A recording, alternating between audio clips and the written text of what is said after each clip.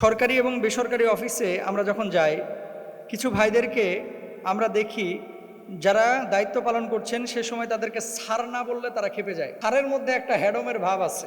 আর যখন কেউ স্যার না বলার কারণে আপনার ভিতরে যদি রাগ তৈরি হয়, তাহলে জানতে হবে আপনার ভিতরে অহংকার আছে। এটা আপনার ভিতরে অহংকার আছে, এটাই বাস্তব।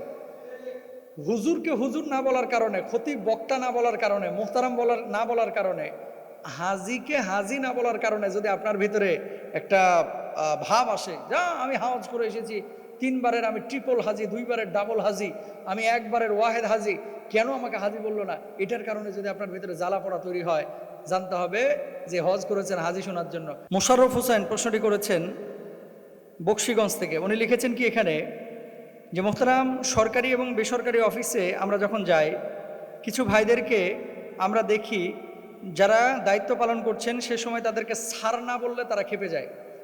সরকারি এবং বেসরকারি অফিসে এই চিত্রটা দেখা যায়। মানে আপনি যদি ভাই বলে সম্বোধন করেন, অনেকে ক্ষেপে যায়। এরকম কিন্তু অনেক ঘটনা সোশ্যাল মাধ্যমে মাঝে মাঝে দেখা যায়।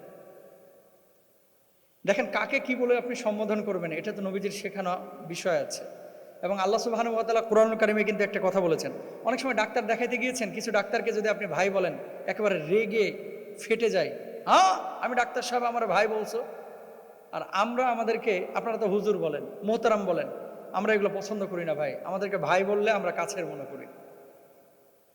আমি বক্তা হতে পারি, আমি খতিব হতে পারি, আমি বিসিএস ক্যাডার হতে পারি, আমি এমপি মহোদয় হতে পারি, আমি ডাক্তার হতে পারি, আমি ইঞ্জিনিয়ার হতে পারি। আপনি কি, সেটা আপনার ব্যাপার। কিন্তু যেখানে কোরআনুল কারীমে আল্লাহ তাআলা বলেছেন কি, ইন্নামাল মুমিনুনা ইখওয়া, প্রত্যেক মুমিন একে অপরের ভাই। যেখানে আল্লাহ রাসূল সাল্লাল্লাহু আলাইহি ওয়াসাল্লাম বলেছেন আল মুসলিমু আখুল মুসলিম, একজন মুসলমান আর একজন মুসলমানের ভাই। তো আল্লাহ রাসূলের সাহাবীরা একে অপরকে ভাই বলে সম্বোধন করেছেন। আমরা কেন এখানে ভাই বললে রেগে যাই? শুনেন, স্যারের মধ্যে একটা হ্যাডমের ভাব আছে, বুঝছেন? আর যখন কেউ স্যার না বলার কারণে আপনার ভিতরে যদি রাগ তৈরি হয়, তাহলে জানতে হবে আপনার ভিতরে অহংকার আছে। এটা আপনার ভিতরে অহংকার আছে, এটাই বাস্তব। হুজুরকে হুজুর না বলার কারণে, খতিব বক্তা না বলার কারণে, মুহতারাম না বলার কারণে, হাজিকে হাজি না বলার কারণে যদি আপনার ভিতরে একটা ভাব আসে, যা আমি হাজ করে এসেছি, 3 বারের আমি ট্রিপল হাজি, 2 বারের ডাবল হাজি, আমি 1 বারের ওয়াহেদ হাজি, কেন আমাকে হাজি বললো না, এটার কারণে যদি আপনার ভিতরে জ্বালা পড়া তৈরি হয়, জানতে হবে যে হজ করেছেন হাজি শোনার জন্য, ডাক্তার হয়েছেন ডাক্তার শোনার জন্য, হুজুর হয়েছেন বক্তাগিরি শোনার, এই হুজুর শব্দটি শোনার জন্য। এগুলো করবেন না ভাই, এগুলো অহংকারের আলামত। আপনি মানুষ, আপনার পেটের মধ্যে কিন্তু নাপাকি আছে ভাই।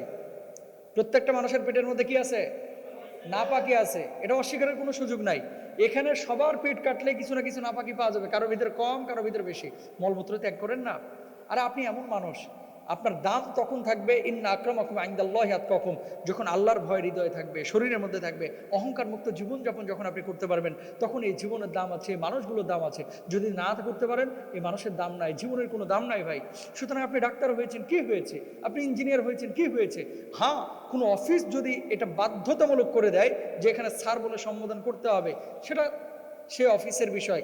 সে রাষ্ট্র যদি আইন করে, সেটা সেখানের বিষয়। কিন্তু ভাই, এই ডাকটাই যতটা না কাছে টানা যায়, যতটা ফ্রেন্ডলি এবং ফ্রিলি মানুষের সাথে নিজেকে উপস্থাপন করা যায়, স্যারের মধ্যে কিন্তু সেই মানে ফ্রেন্ডলি আচরণটা ভাই পাওয়া যায় না।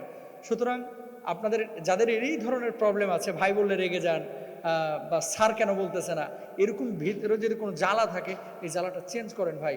কালকে আপনিও মরবেন, আপনিও যে 3.5 হাত কবরে যাবেন, কেবিনের মধ্যে যাবেন, যে কবরের মাটি আপনাকেও খেয়ে ফেলবে, সে কবরের মাটি আমাকেও খেয়ে ফেলবে। আপনি ডাক্তার ছিলেন না ইঞ্জিনিয়ার ছিলেন, আপনাকে যখন কবরে দাফন করা হবে, ডাক্তার ইঞ্জিনিয়ার বা বক্তার কারণে আপনার কবরে সোনার ফ্রেম দেওয়া হবে না, এসি লাগিয়ে দেওয়া হবে না, টাইলস মার্বেল পাথর দেওয়া হবে না, বরং আপনাকে যে মাটিতে রাখা হবে, আমাকেও সেই মাটিতে রাখা হবে।